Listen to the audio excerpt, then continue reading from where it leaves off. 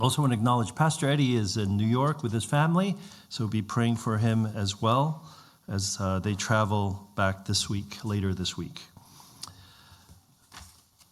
Today, I actually have a PowerPoint that I made today, so I haven't done this in a while with the PowerPoint. So if you could turn on the PowerPoint. We're back in Romans, and actually I was looking up Romans, and whoa, what is this? Okay, it's really small. Okay, so we're back in Romans, and we started this year in Romans chapter 4. And we are finishing, we sort of have finished chapter 12. Pastor Eddie preached through the rest of chapter 12. But I wanted to, as we continue on next year, I just wanted to touch on a few verses in chapter 12 and sort of give a broad summary of Romans thus far.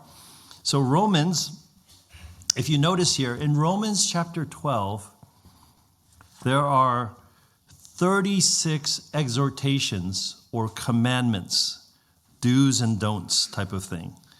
And so what is clear from this is that the first 11 chapters of Romans had very little commandments, had very little do's and don'ts, if any. I think there are a few. I didn't count them, but it's if you look at commentaries, most of them say there's hardly any of them there. They're more incidental because in the first 11 chapters, Paul is laying out the doctrines of grace, the doctrines of the gospel. He's laying out what he believes is the gospel. So in fact, the Christian living portion of how we ought to live that comes, our practice, in chapter 12 to 16, the second half of Romans, is based on the first 11 chapters. So the first 11 chapters is the why of the Christian life. Why do we live in such a way? And so the first 11 chapters is the doctrine that leads to doxology that should lead to life and practice in chapters 12 to 16. You might have heard me say this before, but the verbs in the Greek have certain what they call moods. And so the mood of the verb kind of determine how it's sort of spoken in the sense of, is it a statement of facts or is it a command? And so the indicative mood is the mood of telling of certain facts, right? Or in this case, I would say the truths, that laying out the truths, and then the imperatives are the actions or the commandments that are to that follow from that why. So if you're taking notes, okay, so things got kind of messed up here because the font sizes are different on this computer. But anyway, on my computer, it looked fine. So the indicatives are the truth and the imperatives are the actions. So the first 11 chapters are full of indicatives, truth about the gospel, and chapter 12 begins how we ought to act upon that truth, how we to live upon that truth. And I laid out that sheet with a long list, 36 in fact, exhortations that's in chapter 12 alone. Do's and don'ts. And if someone says Christianity is not about do's and don'ts, is not about rules, it would be absolutely mistaken. Because then what do you do about chapter 12? It's full of do's and don'ts. But it is, when we say the Christianity is not about do's and don'ts, it is about what has been done, and that is a correct statement in the essence that the why of our Christian life, the engine that drives our Christian life, is focused on what has been done. But acknowledging what has been done, embracing what has been done in Jesus Christ, it doesn't mean that we neglect the do's and don'ts of the scriptures. In fact, the Bible is full of them. But it is more of what motivates that action, what motivates that behavior that actually matters. And let's see. It's not clicking. Can you? Make sure it's on the PowerPoint. Okay, so when we focus on do's and don'ts alone, we might think that do's and don'ts, all these rigorous rules are more, we got to be careful of something called asceticism, a form of asceticism. Asceticism is a fancy word for someone who's committed to a rigorous life of self-denial and sacrifice. Self-denial and sacrifice is not, is part of the Christian life, to deny yourself, to sacrifice as Jesus sacrificed, that we should sacrifice for others. These are not bad things, but when we think that it is by our mere self-denial and sacrifice, somehow by our effort, that we're going to achieve a right standing with God, that is actually the false teaching that we're trying to guard against. But the other side of it is that somehow we think that we could receive the grace of God and not have it affect our lives at all, that there is no effect to the grace that is embraced in our life. That would be contrary to what grace actually means. The life of grace is a life of love. I pulled out this old illustration. My kids probably know this one because I copied it from another PowerPoint. But what is the core problem? What is the problem with humanity? And it is sin. What's at the center of sin? S-I-N. It is I. What is the problem? Pride, P-R-I-D-E. What's at the center of our problem? The I. And many religions actually recognize this, that the I, self-centeredness, is a problem. And so asceticism or religion, religious thought, tries to get rid of the I, so to become basically nothing. So in some religions, it's taught that instead of the I, you become nothing. You have to empty yourself. But the Christian life is not about emptying ourselves per se. It is about, because every time we try to empty ourselves, and every time you try to make a resolution to do better in your life, you try to live for others, we find that self-centeredness coming back. But the Christian life is recognizing that we cannot empty ourselves to become nothing, and what good is to be nothing, but that the Christian life is to cross out your I, so that your uniqueness, your personality is there in all that God has given you, but you cross out your I, so it is not I, as Galatians 2:20 says, I have been crucified with Christ, and therefore I no longer live, but it is Christ who lives in me, and the life that I now live, I live by faith in the Son of God who loved me and who gave himself for me. Galatians 2:20. And so the cross-centered life is the life of grace and love, where we live out what Jesus has done for us. And that there's a song, All I Have is Christ. And one of the lines in that song is that holiness is Christ in me. My holiness is not my self-pursuit, is not my self-sacrificing, is holiness is Christ in me, Christ shining through me. All that Christ has done in me by the Spirit of God working in me, changing me, transforming me. My holiness is Christ in me, not myself. So in these exhortations, just taking a portion of it,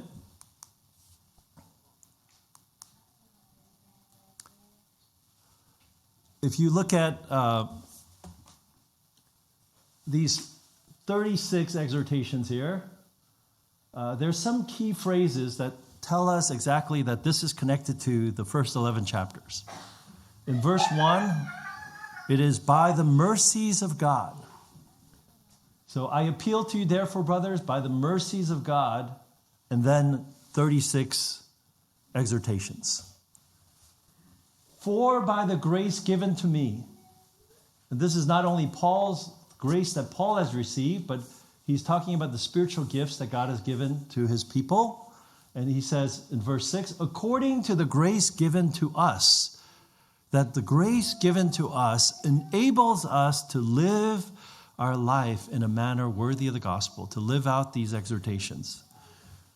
And then in verse 19 is the one word, beloved. Beloved, from the word agape, those who have been agaped with the love of God. You are loved by God.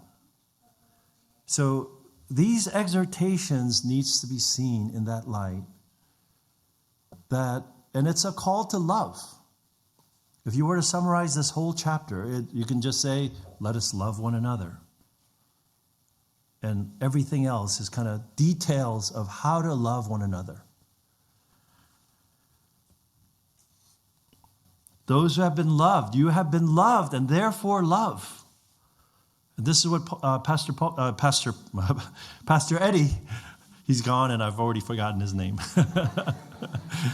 Pastor Eddie has been preaching about the evidence of the Christian.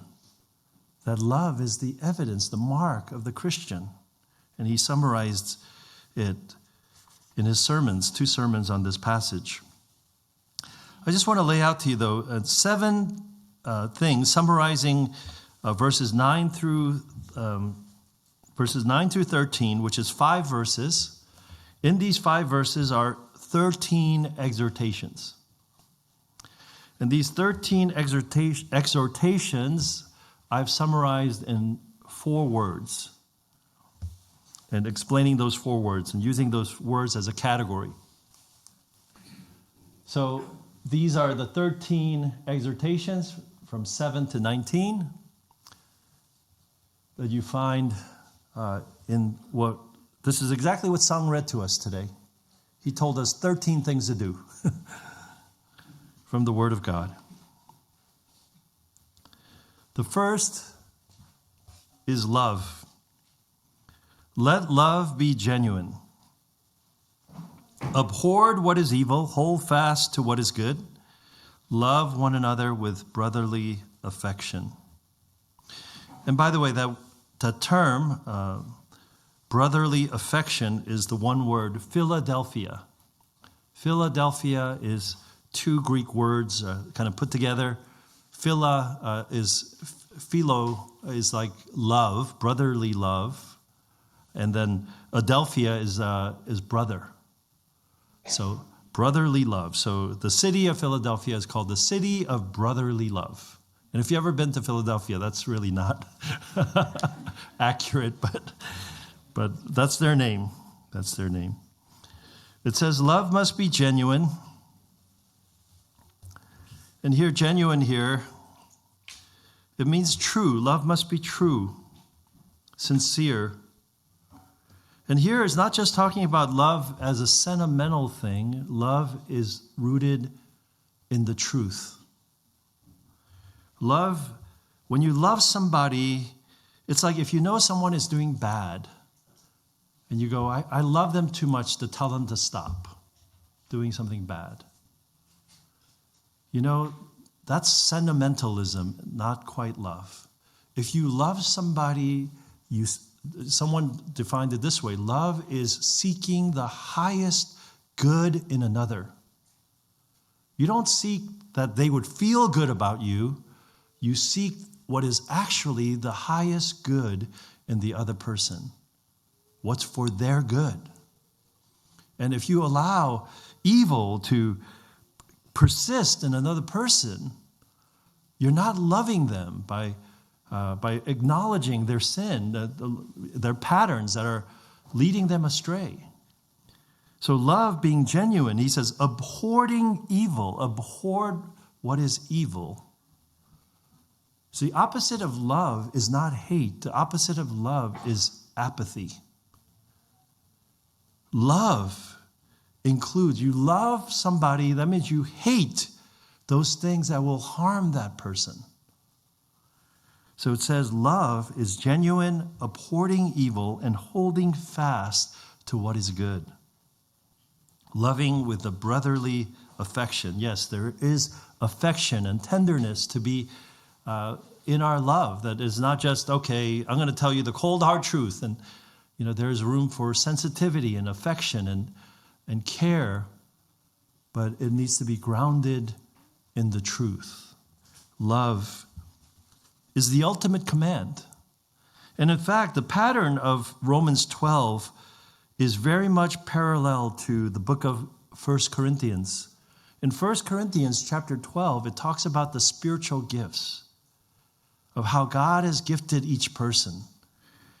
And then in Romans chapter 12, verse 3 to 8, it talks about the spiritual gifts of God has given according to each person their measure of faith, spiritual gifts, different gifts given to them for the betterment of the body.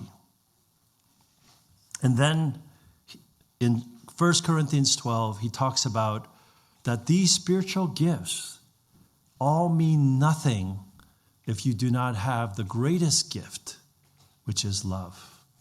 And the purpose of love is not to exercise your spiritual gifts for yourself, to make yourself feel better or make yourself feel like you're part of something, but that you exercise the spiritual gifts for the good of the body and that you live in a life of love.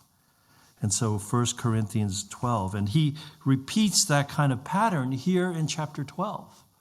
Well, Paul is the one who authored 1 Corinthians 12 and 13, and Paul is the author of Romans.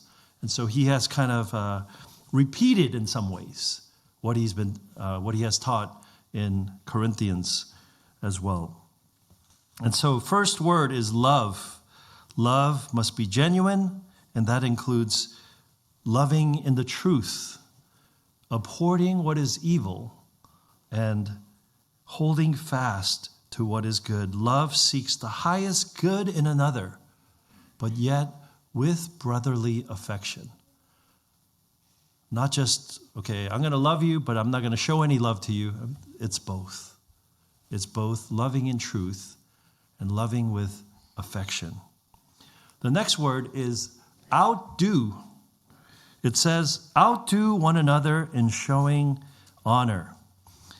Some of you, and myself included, might have a competitive streak. You're motivated when you're challenged. Like if you say, let's see who can do this faster. Let's see who can do this better. And so you might be motivated by a sense of competition with somebody else. Some people shy away from competition. Others embrace competition. In fact, here, Paul is using a word to encourage a competitive spirit, but not in a way of the world where you might say the people who are in the rat race of life, they're seeking to outdo one another in gaining honor, in gaining prestige, in gaining riches, to be better than somebody else, to step on somebody else, to get higher up.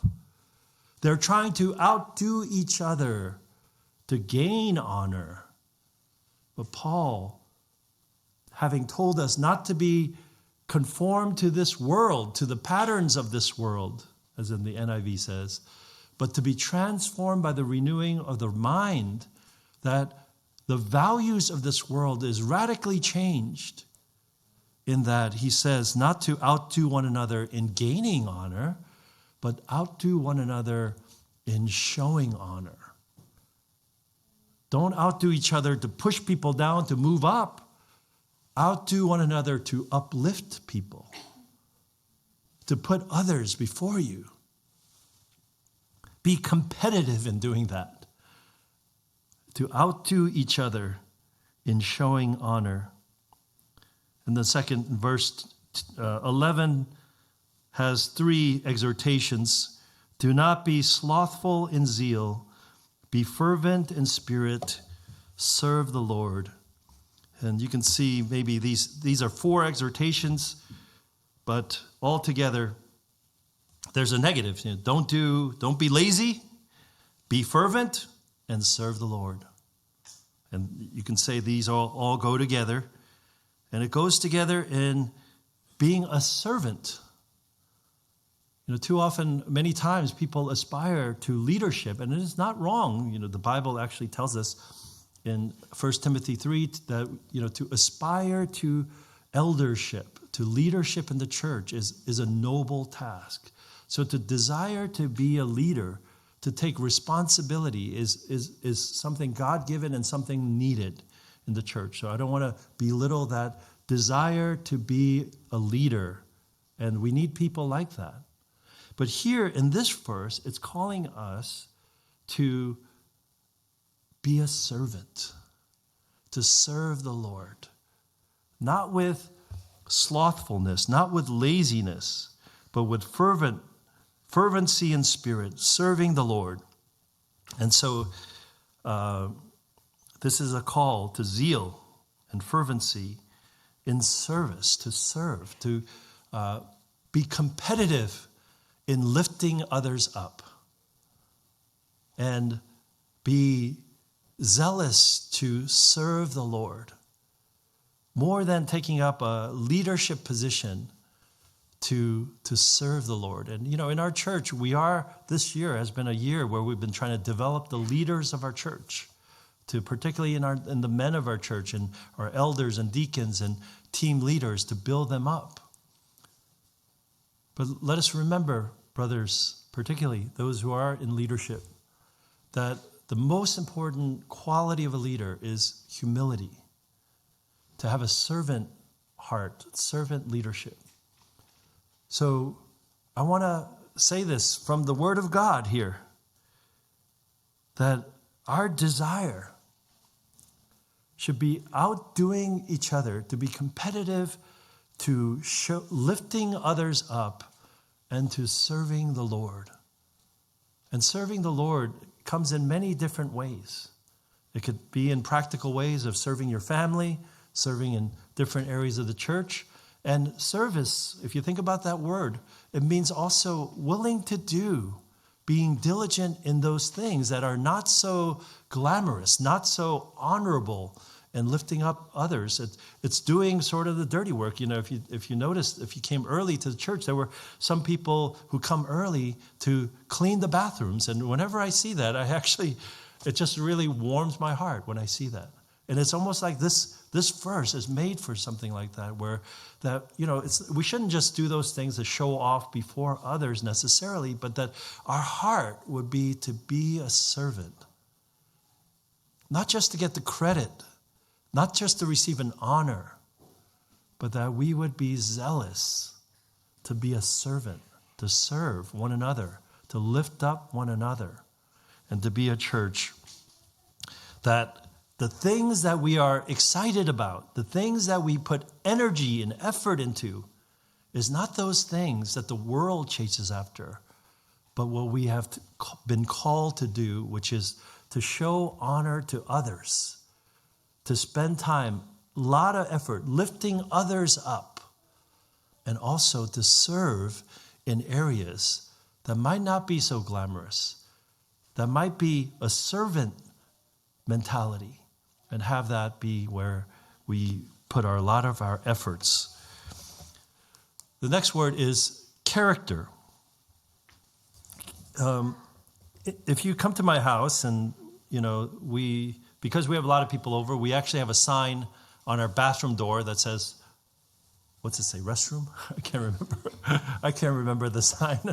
It says restroom or bathroom, right? So we have a sign right there. And so if you go into this little half bathroom that we have downstairs, you might have noticed this sign that our daughter Elise wrote with her hand, with calligraphy. And it is this verse, Romans 12:12.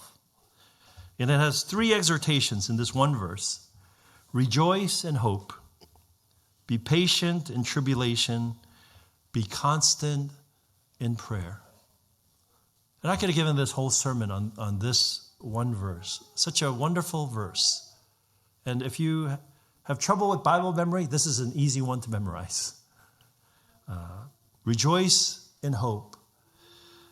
Even though I said it's easy to memorize, I'm still looking at my notes to make sure I don't mess up. Be patient in tribulation, be constant in prayer. Rejoicing in the hope that there is in the future. Even amidst troubles. You know, it's easy to rejoice when things are good. And this is the difference between worldly happiness and godly happiness. Worldly happiness, when things are good, you're happy. When things are bad, you're sad. That's normal. Everybody does that. Except if you are abnormal, you might be sad even when happy things happen to you. That's called depression. The Christian is called to rejoice in good things and in bad things. That's not normal. It requires a power in you that is different from a natural power. It requires a supernatural power in you to rejoice in hope in the midst of afflictions and tribulations. Rejoice in hope, be patient in tribulation, be constant in prayer.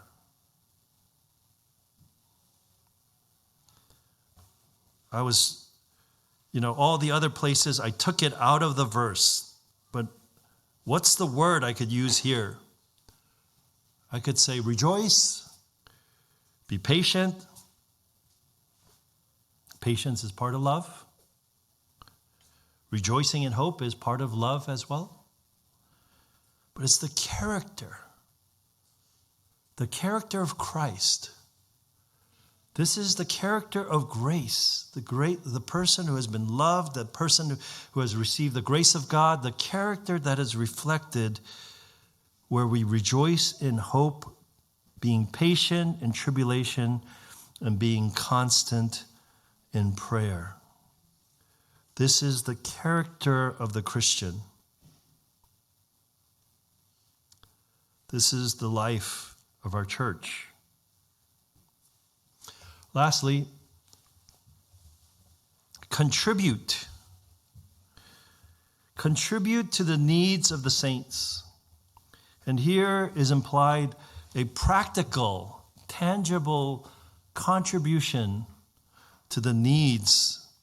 And here, I believe it's implied the physical needs of people who are believers, people who are part of the family of God, who are going through hardship, physical hardship.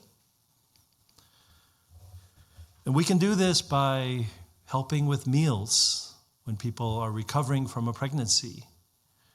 We can do this when people are struggling with cancer and we donate to their GoFundMe page.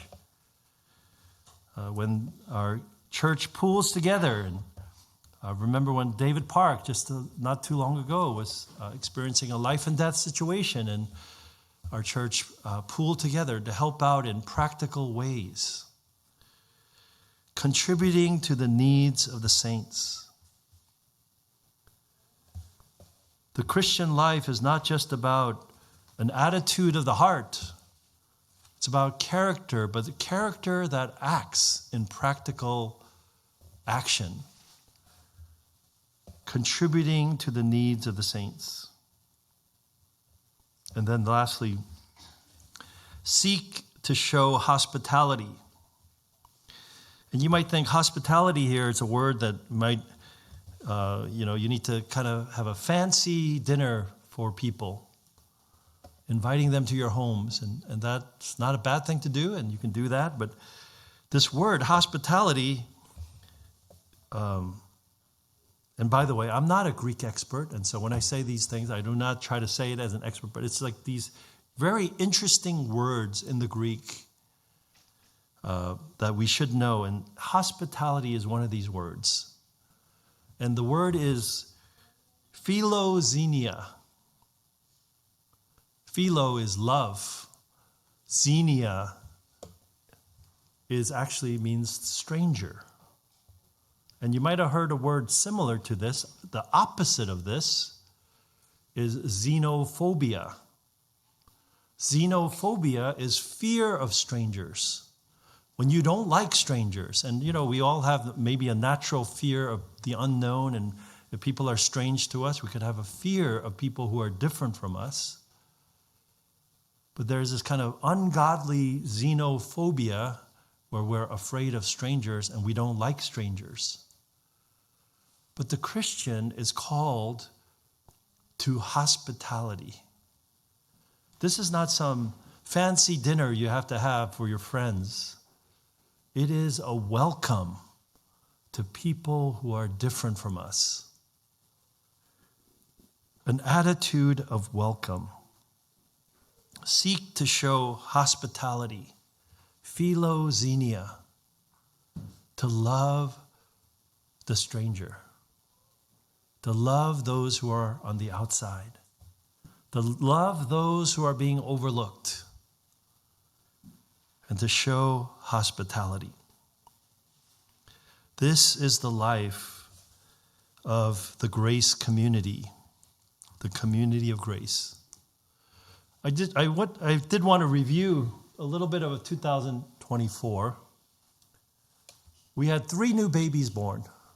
How many of them are here today? Do we have all 3? I think we have all 3. We had 6 new members, really from 3 families. DeVivos joined the membership in January. Matthew DeVivo got baptized. And Hyung and Esther became members this year. And Kevin and Kelly also became members this year. And they've been an awesome addition to our church. Life on Life missional discipleship. We began this year with 5 Life on Life groups. Our children's ministry launched a new curriculum, The Biggest Story. We had many events and hosting VBS and Fall Festival. 6 of us went to the Sing Conference. A few more went to the Rooted Conference, a family youth conference. And then MTW Missions Conference, we sent 21 of our people to our missions conference. We got involved with things like feeding the starving children and Operation Christmas Child, where we collected how many shoe boxes? 60, roughly 60 shoe boxes. We were in discussions with joining and receiving with Open Door. It was a big part of what went on in the life of our church. We had a joint Good Friday and Christmas Eve service with other PCA churches, and hopefully having a continued partnership with them. Our giving to missions were increased. We're planning to give to new missionaries in the coming year. We gave for the first time to the PCA partnership shares, which is giving to our denomination and to different missions of our denomination. We have given in the past to our denomination, but this is the first year we actually gave the full amount to the various different committees and agencies of our denomination.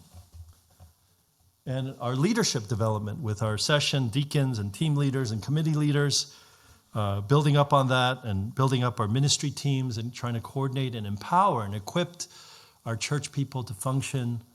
And some of you guys have been functioning really well in that and serving the Lord. Our children's ministry teachers have been amazing in serving week to week. And there's so many things and so many things to give thanks for. And I give a heartfelt thanks to what God has done for our church. And I've told many of my fellow friend pastors that I'm very proud of our church. And let me not forget my 60th birthday. Thank you all. Thank you all for that. That was a very special moment in my own life personally. So as we look forward to 2025, we will do many of the similar things as this year. Our vision is utilizing the ordinary means of grace, the regular things. We're not a church built on special events and retreats and revival meetings. Our church is focus on the regular things that we need to focus on, and then adding those special events where necessary. The ordinary means of grace, family life, personal devotion. And I hope you make commitments this year as you take stock of your own life, where you are spiritually, to love, to outdo one another in showing honor, to grow in your character in Christ, to contribute, to be part of the fellowship of this grace community. We are a community of faith, hope, and love in Jesus Christ. This is our very name, a community of grace. Whatever our church name is, that's what we are. We are a community of the beloved, loved by God, to love others, to lift up others. Let us outdo one another in showing honor, being not slothful in zeal, but fervent in spirit, and serving the Lord. Let us rejoice in hope, be patient in tribulation, be constant in prayer, contribute to the needs of the saints, and seek to show hospitality, because we are loved by God, and His grace to us is sufficient. And may we shine forth that grace to others as we mirror what God does for us to other people. Let us pray.